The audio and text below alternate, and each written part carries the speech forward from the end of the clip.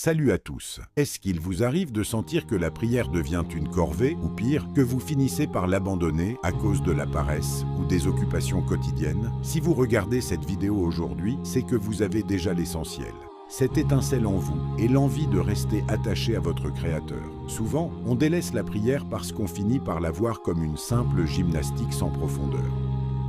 Pour vous aider à changer cette vision, j'ai d'ailleurs écrit un guide complet. Vous pouvez télécharger mon e-book intitulé « Ne rate plus ta prière » en cliquant sur le lien juste en dessous dans la description de cette vidéo. C'est un outil pensé pour vous accompagner pas à pas. Aujourd'hui, je vous propose d'appuyer sur 4 boutons mentaux dès que la paresse se fait sentir. Le premier bouton est celui de l'amour. Dans nos relations, dire « je t'aime » ne suffit pas, il faut des preuves concrètes. Le Créateur nous aime plus qu'une mère n'aime son enfant et nous a tout donné. Prier, c'est simplement lui prouver notre amour en retour par un acte quotidien. Le deuxième bouton est celui de la baraka, c'est-à-dire la bénédiction. Il existe un lien direct entre la prière et l'épanouissement dans votre vie. Ne croyez pas le piège qui consiste à vous dire que vous faites trop de péchés pour prier. C'est exactement l'inverse. C'est la prière qui crée un cercle vertueux et qui vous donnera la force de vous éloigner du mal et de résoudre vos problèmes. Le troisième bouton concerne votre temps.